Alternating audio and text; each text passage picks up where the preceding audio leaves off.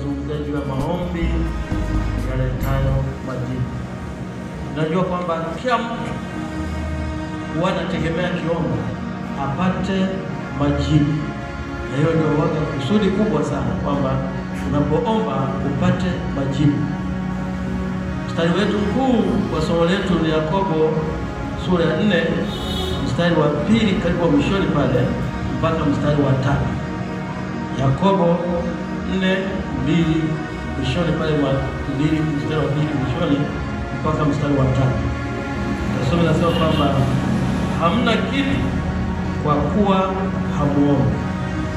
Yaani naomba hamna kitu kwa sababu watu hawaombi. Maomba wala hampati kwa sababu waomba vibaya. Sasa kuna mama wengi hauna kitu kwa sababu uombe, na unaomba upate kwa sababu unaomba vibaya. Maandiko neno hili katika mstari huu halisemi hauna kitu kwa sababu ya dhambi, halisemi hauna kitu kwa sababu ya mapepo yanakukumba au kwa sababu ya shetani. Halisemi hivyo. Anasema hauna kitu kwa sababu uombe, na unaomba upate kwa sababu waomba vibaya. Yakobo anasema hauna kitu kwa sababu uombe, na unaomba upate kwa sababu unaomba vibaya. Sasa hebu tutegemea majibu yetu ya maombi yetu. Naomba nisikilize kwa makini sana, kwa utaenda pole pole. Uweze kujua kwamba nini kufanya. Wale ambao mko hapa na wale ambao wanatazama katika mitandao mbalimbali ambapo ujumbe utawafikia, naamini kwamba utakuwa baraka kwao. Maombi ni mlango wa kupokelea majibu yetu. Maombi ni hazina ya neema kutoka kwa Mungu au uwezesho kutoka kwa Mungu, na ni uwezesho wa kimungu maombi. Kiwango cha neema ulichonacho kinategemea maombi yako ulionayo, na ni kwa jinsi gani unaomba na maombi yako. Unaweza kuomba maombi mengi sana lakini yasikupe majibu. Ukisoma kitabu cha Yakobo anasema kwamba wengi wanaomba hiyo vipato vitumie kwenye tamaa zao wenyewe. Hayo ni tatizo kubwa sana. Kwa unaweza kuomba maombi mengi sana na ukafunga hata siku 21 na ukatoka bila majibu au ukatoka na majibu ya Mungu. Lakini kitu kinachotaka ni kwamba ujue ni jinsi gani ya kuomba sawa sawa na mapenzi ya Mungu, sawa sawa na Mungu anavyotaka, sawa sawa na jinsi ambavyo neno linahitaji. Iwe ni maombi marefu au yawe mafupi, Mungu wetu hujibu. Sasa kuna hatua ambazo tutajifunza leo, hatua 7 za kupokea majibu ya maombi yako. Hatua ya kwanza, najua tatizo moja ambalo tunalo ni kwamba tunapoingia kwenye maombi tunaanza kupambana na adui. Ndio shida na uwepo. Na mtu akijikwaa kidogo tu, Yesu, mtu akijikwaa tu shetani shindwe. Wakati mwingine uzembe wake kutembea mwenyewe, alafu asingizia kwamba ni shetani. Kuna vitu ambavyo shetani siku moja alikataa kwamba hapo sikuwa mimi. Mtu amevuta na tamaa zake mwenyewe, alafu shetani alijiinua kwa wao. Shetani alishashindwa, alijiinua. Ndio tatizo ambalo linakuwa kwa watu wengi. Lakini pia ni kwa sababu hatujui tuanzeje maombi yetu. Ni jinsi gani ya kuweza kuanza kwa Mungu kwanza kabla ya kupambana na shetani. Kabla ya kupeleka mahitaji yako. Mtu anapeleka mahitaji, na kibaya sana sasa unapopeleka mahitaji au unapoomba, unaomba hata saa nzima, na baada ya hapo unaondoka, huyo umeondoka. Hauna muda wa kusubiri kwamba usikie kutokana na Mungu au kumaliza kuomba uchukane na Mungu uanze kusoma ili upate majibu kutokana na Mungu. Hauna nafasi hiyo. Na wakati mwingine tunapoenda kuomba hakuna mistari ya kusaidia kusimama kwa ajili ya maombi yako. Kwa hiyo unajikuta kwamba unamaliza maombi unaondoka, hata Mungu akitaka kukujibu akujibu ukiwa wapi. Kwa wakati mwingine ni kwamba unapomaliza kuomba na umeomba vizuri, tulia kwanza hata robo saa ukitafakari neno la Bwana. Na kwenye neno hilo Mungu akasema na wewe. Na wakati mwingine umetulia kimya, sio tulia alafu na nani. Unatulia kimya, utasikia sauti ya ndani sana ikisema na wewe juu ya kile unachofanya. Na kitu kikubwa sana na kuingia kwenye maombi, tafadhali usipeleke mahitaji yako, mwambie Bwana afanye kitu kwa ajili yako. Kwa hatua ya kwanza ni omba Mungu ajifunue kwako.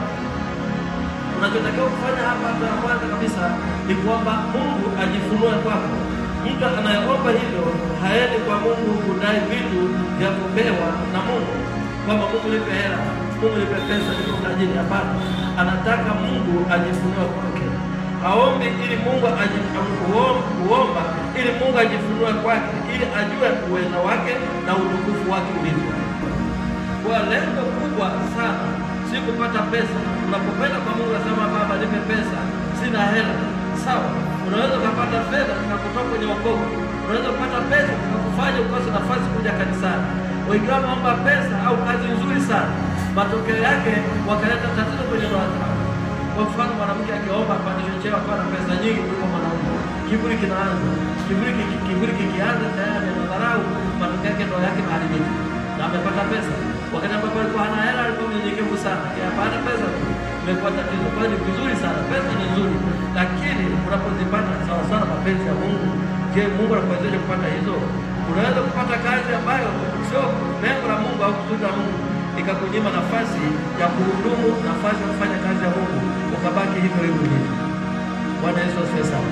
Nitakuwa namshukuru Mungu kwamba yeye amebarana sana, kila mara nafasi anakuja kanisani, kutoka kazini anakuja kanisani, jambo jema sana.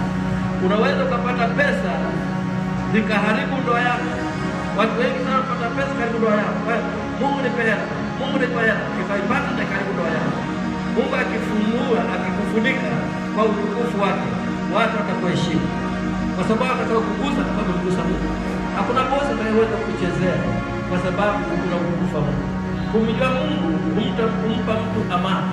Ukisoma Ayubu 22:21 kwamba mjue sana Mungu upate kuwa na amani. Unapomjua sana Mungu unapata amani. Usipomjua Mungu huwezi kupata amani. Ukimjua Mungu, adui zako watajua kwamba Mungu yuko pamoja na wewe, kwa watafanya chochote.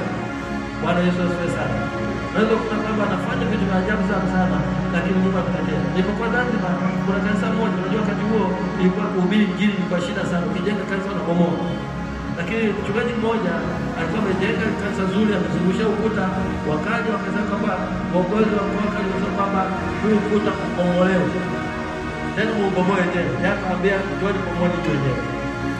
Kaambia kwamba sasa kamuuliza yule mkuu, unaipenda familia yako? Unaipenda.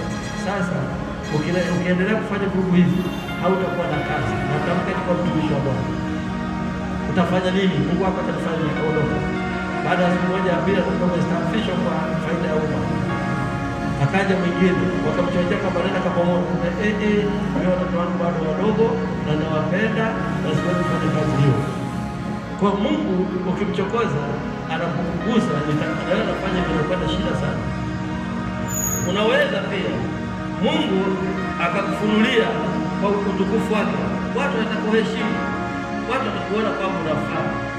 Kumjua Mungu humpa Mungu, unakupa amani. Bwana Yesu asifiwe sana. Ukimjua Mungu na Mungu akifunua kwako, hata mapepo hata kuchezea. Kama unafanya kazi mabosi wako watu kurudi wala kusumbua waongozi wao wao, kwa sababu unamjua Mungu.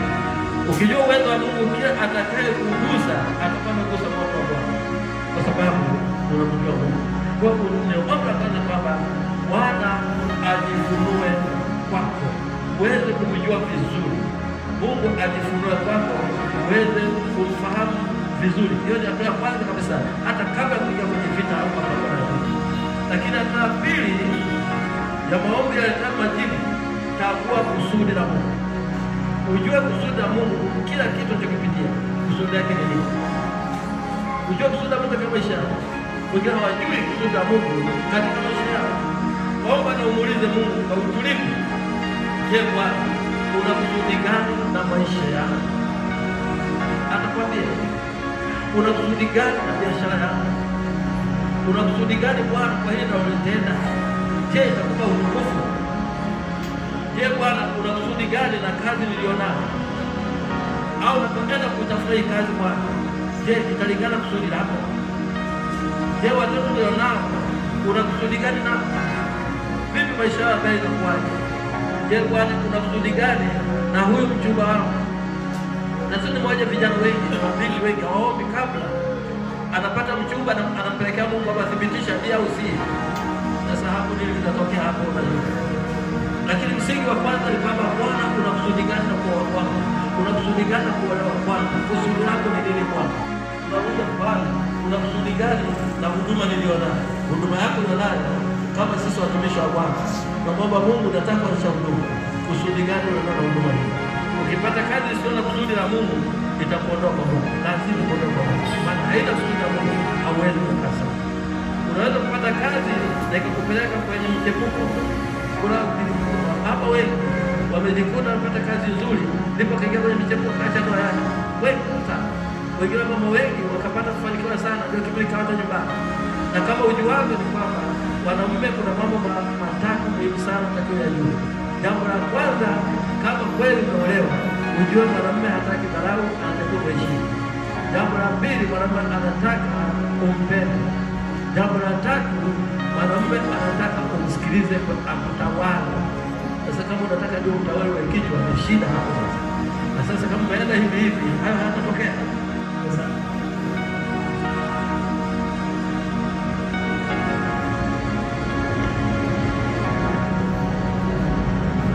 unajua wala kumbuka ile mjane alikuwa njiani kwenda kuzika kijana wake pekee. Watu wanaomboleza, watu wanahuzunika, watu wengine wanajua kupiga kelele na kuomboleza. Wakakutana na Yesu. Sikiza nikwambie kitu kimoja, Yesu hajawahi kwenda kuzika. Maisha yake yote alikuwa duniani, hajawahi kwenda kuzika au kuomboleza kaburini. Hajawahi. Alipokwenda kuomboleza kwa Lazaro, matokeo yalikuwa nini? Lazaro alifufuka. Anakutana na mjane, analia mtoto wake pekee. Sio shetani kuua au wakakuaje, akagusa jeneza. Mtoto kainuka. Kicheko kikaanzia pale. Ukikutana kusudi la Mungu, yaliyokufa atafufuka kwa jina la Yesu. Ukikutana kusudi la Mungu, yaliyolala atafufuka kwa jina la Yesu. Ukikutana kusudi la Mungu, hakuna kitu kitakachokuwa kigumu kwako kwa jina la Yesu. Maana Bwana atakuwa pamoja nawe. Bwana Yesu asifiwe sana. Kutoka 33 mstari wa 12 mpaka ule wa 15. Musa akamwambia Bwana, angalia, wewe waniambia wachukue watu hao, nawe hukunijulisha ni nani utakayemtuma pamoja nao. Walakini umesema ninakujua jina lako, nawe umepata neema mbele zangu. Basi sasa nakuomba, ikiwa nimepata neema mbele zako, unionyeshe njia zako, nipate kukujua, ili nipate neema mbele zako. Ukakumbuke ya kuwa taifa hili ndilo watu wako. Ni vizuri kumwambia Bwana akuonyeshe njia zake. Anapenda ufanye nini kulingana na njia zake yeye. Alafu nionyeshe njia zako, nipate kujua ili nipate neema mbele. Huyu ni Musa. Unaposoma kitabu cha Ufunuo, unajiwekea uvumba katika vitasa vyako vya mbinguni. Ili kuna wakati ambapo Mungu anatumia hicho kitasa kukusaidia. Kwa mfano fikiria, wewe uko mzima, unaweza kuomba ukajiwekea maombi yako akiba. Ukiwa mgonjwa hauwezi kuomba sana kwa sababu nafasi huna. Lakini Mungu huangalia kwenye chombo chako kile cha maombi kwamba kuna maombi kiasi gani ndani. Aweze kuachilia kuchanganya na uvumba, aushushe chini, alafu fanye muujiza wako. Lakini kama huombi ni kama hauna kitu, kwa sababu maombi tupatia rehema na tupatia neema ya kutusaidia wakati wa mahitaji. Bila maombi mbingu hazitaingilia kati mateso yako. Bila maombi haitaingilia kati mbingu mateso yako na wapitia. Ndio sababu kubwa ya adui kukuzuia usiombe. Anajua unapokuwa muombaji, si kwa sababu tu una shida, si kwa sababu tu una mateso, lakini kwa sababu umeweka muda wako mwenyewe na nidhamu ya kuomba, ili kusudi kwamba ujiwekea akiba mbinguni. Na hata wakati unapofikia uwezi, maombi yako kusaidia kwa kiwango kikubwa. Sasa adui unajaribu kufanya kitu cha kukuzuia. Muombe Mungu akufunulie njia zake. Muombe Mungu akufunulie njia zake. Sio sio njia zako, bali akufunulie njia zake.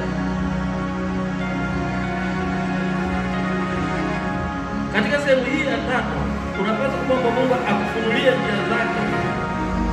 Mungu akuonyeshe njia yake, ufanyeje kwa hilo unalolipitia, ufanyeje kwa hilo unaloliomba.